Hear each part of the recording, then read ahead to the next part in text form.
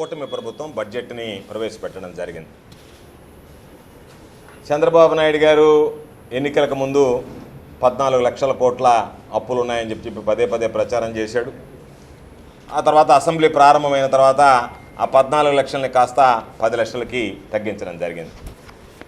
యనమల రామకృష్ణుడు లాంటి వ్యక్తి, నేను అనుకుంటున్నా అతనికి పాపం ఏదో మతి భ్రమించి ఉండాలా, లేదా మెదడుకు సంబంధించినటువంటి వ్యాధి ఏదైనా సోకి ఉండాలి. రకరకాలైనటువంటి వ్యాఖ్యలు చేశాడు. మీరు కాకు అకౌంట్లో దాచిపెట్టాడు, అందువల్ల మీకు ఏదేదో మాట్లాడేశాడు. పాపం ఏమి మాట్లాడాలో తెలియక మాట్లాడాడు, అనుమానాస్పదంగా మాట్లాడాడు. ఎక్కడ క్లారిటీగా మాట్లాడినటువంటి సందర్భం లేదు.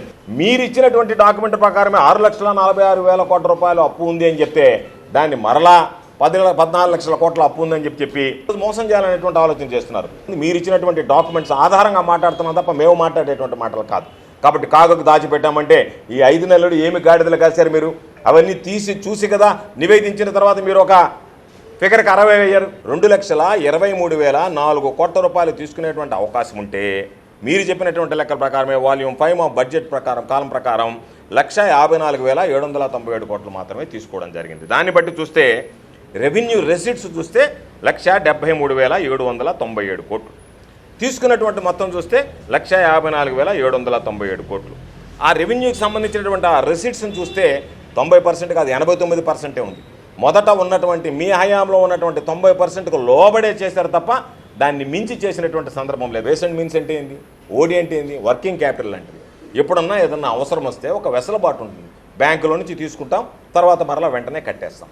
ఆ కట్టేయంగా ఈరోజు నువ్వు చెప్పినట్టుగా 2 లక్షల కోట్లు ఓడి వాడుకున్నారంటే ఈరోజు ప్రభుత్వం దిగిపోయేటప్పటికి ఉన్నటువంటి ఓడి ప్రభుత్వం దిగిపోయేటప్పటికి 594 కోట్ల రూపాయలు. ఎక్కడ 2 లక్షల కోట్లు, ఎక్కడ 594 కోట్లు? ఏం మాట్లాడుతున్నావు? ఓడి అంటే తెలుసా, వేస్ అండ్ మీన్స్ అంటే తెలుసా? ఏమీ లేకుండా ఏదో ఒకటి మాట్లాడితే ఎప్పుడన్నా అవసరం వచ్చినప్పుడు ఆ వెసలుబాటు ఉంది, దాన్ని వాడుకుంటారు. వాడుకున్న తర్వాత ఒక వారం రోజులకో 10 రోజులకో మరలా సర్దుబాటు చేస్తారు. ఓవర్ డ్రాఫ్ట్ ఫెసిలిటీని గురించి నీకు తెలిసనే నేను అనుకుంటున్నా. ఓవర్ డ్రాఫ్ట్ ఫెసిలిటీ అనేటువంటిది చిన్నపిల్లవాడికి కూడా తెలుస్తుంది. 2019-2020లో టోటల్ క్యాపిటల్ అవుట్లే వచ్చి 12,242 కోట్లు. 2020-2021 సంవత్సరానికి సంబంధించి టోటల్ క్యాపిటల్ అవుట్లే వచ్చి 18,975 కోట్లు. 2021-22 సంవత్సరానికి సంబంధించి టోటల్ క్యాపిటల్ అవుట్లే వచ్చి 16,373 కోట్లు.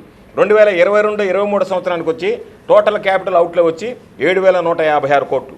2023-24 సంవత్సరానికి వచ్చి టోటల్ క్యాపిటల్ అవుట్లే వచ్చి 23,330 కోట్లు.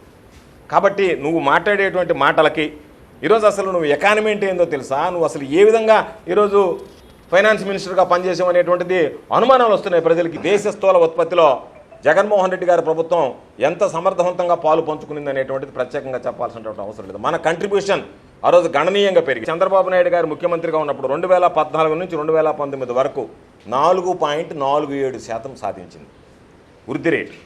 అదేవిధంగా 2019 నుంచి 2024 వచ్చినప్పటికీ ఈ ప్రభుత్వంలో 4.83% వృద్ధి రేటు సాధించింది. అంటే చంద్రబాబు నాయుడు అంత అనుభవజ్ఞుడని చెప్పినటువంటి ఆయన, నేను గణనీయమైనటువంటి వృద్ధి రేటు సాధించానని చెప్పుకునేటువంటి ఆయన దేశీయ స్థూల ఉత్పత్తిలో మన రాష్ట్ర స్థూల ఉత్పత్తి ఆ రోజు 4.47% అయితే ఈరోజు సగటున 4.83%. ఇది మేము ఇచ్చినటువంటి లెక్కలు కాదు, ministry of statistics and programme implementation వాళ్ళు ఇచ్చినటువంటి లెక్కల ప్రకారమే, వాళ్ళు ఇచ్చినటువంటి సోర్స్ ప్రకారం ఆధారం ప్రకారం చెప్తున్నాం.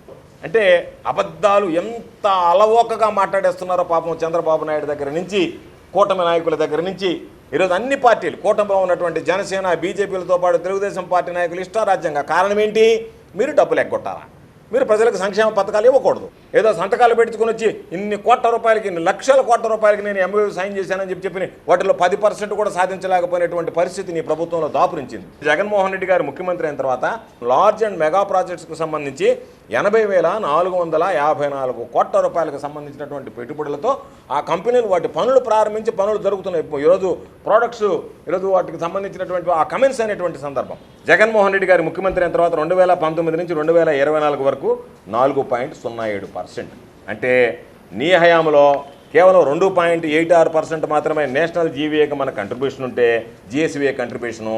ఈరోజు జగన్మోహన్ రెడ్డి గారు ముఖ్యమంత్రి అయిన తర్వాత 2019 నుంచి 2024 వరకు మన కంట్రిబ్యూషన్ ఏదైతే ఉందో గ్రాస్ వాల్యూ యాడెడ్ మీద 4.07. అంటే దాదాపుగా నీకున్నటువంటి దానికన్నా కూడా ఈరోజు 1.2% పెరిగినటువంటి పరిస్థితి.